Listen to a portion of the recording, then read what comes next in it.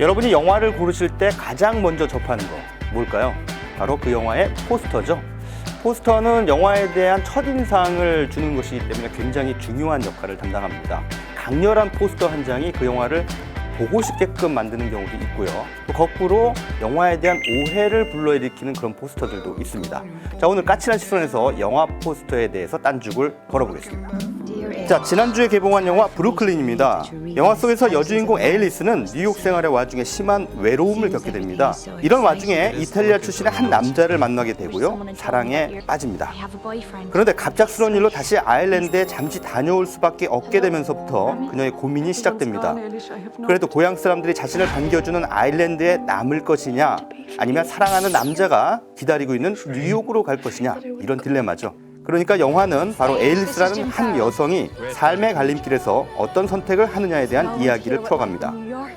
자, 그럼 이 영화의 원래 포스터를 보기로 할까요? 뉴욕의 브루클린 다리를 배경으로 여주인공이 담벼락에 기대에 서 있습니다. 여행 가방을 옆에 둔 여주인공의 모습이 영화의 스토리라인과 주제를 함축적이면서도 정갈하게 묘사하고 있지 않습니까? 자, 그렇다면 이번에는 우리나라 개봉 당시 포스터를 볼까요? 여주인공과 그녀가 사랑하는 남자가 이마를 맞대고 있는 사진으로 둔갑했습니다. 여주인공의 실존적 선택이라는 주제의식은 증발돼 버리고 평범한 로맨스나 멜로 영화라는 인상을 안겨주죠. 게다가 참 글들이 많습니다. 한마디로 좋은 영화라는 얘기인 건 알겠는데 원래 포스터와 다시 비교해보면 조잡해 보이는 건 어쩔 수가 없습니다. 이 영화의 수입사는 왜 원래 세련된 포스터를 버리고 이렇게 조잡한 포스터를 만든 걸까요? 결국 그래야 관객들이 영화에 호감을 품을 수 있다고 판단한 거겠죠. 얼마 전에 개봉한 조이라는 작품도 그렇습니다. 원래 포스터는 여주인공을 맡은 제니퍼 로렌스가 얼굴을 치켜들어 내리는 눈을 막고 있습니다. 눈이란 여주인공이 겪게 되는 고난이자 마침내 찾아온 보상, 두 가지 의미를 갖죠. 그걸 얼굴로 막고 있는 모습은 영화 속의 여주인공 삶의 태도를 닮았죠. 자, 그런데 우리나라 포스터는 어떤가요? 역시 눈은 막고 있는데 어딘가를 응시하면서 선글라스를 살짝 벗고 있는 모습입니다. 그리고 원래 포스터에는 나오지 않은 영화 속 남자 배우들이 포스터 아래쪽에 등장합니다. 영화의 포스터가 영화에 대한 오해를 불러일으킨 사례도 있습니다. 지난 2006년에 개봉한 파네미로 오피리아와 세계의 열쇠라는 작품인데요. 이 작품은 대단히 기괴하고도 음산한 톤의 영화입니다. 자, 영화의 오리지널 포스터를 보실까요?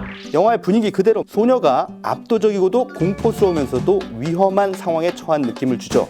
자, 국내 개봉 당시의 포스터는 소녀의 앞모습으로 바뀌었습니다. 어떻습니까? 느낌이 굉장히 다르죠? 기괴함이라는 분위기보다는 뭔가 판타지 모험극 같은 느낌을 안겨줍니다. 이 포스터만을 본 관객들은 뭔가 아기자기하고도 동화스러운 이야기가 펼쳐질 것이라고 생각하는 것도 무리는 아니었을 겁니다. 과연 그렇게 생각하고 영화를 관람한 많은 관객들이 영화에 저주를 퍼붓죠. 사실 그건 영화의 잘못이 아니라 포스터가 관객들로 하여금 오해를 하게 만든 것이죠. 앞서 말씀드린 대로 포스터는 영화에 대한 첫인상을 만들어내는데 아주 중요한 역할을 합니다. 그런데 우리 관객들의 정서에 맞춰야겠다, 또는 더 많은 관심과 호기심을 가로채야겠다, 이런 강박이 오히려 역효과를 불러일으킬 수도 있습니다. 그 영화를 모욕하는 이들은 저 같은 비평가나 관객들이 아니라 그 영화를 직접 사고 파는 이들일 때도 있습니다. 지금까지 까칠한 시선이었습니다.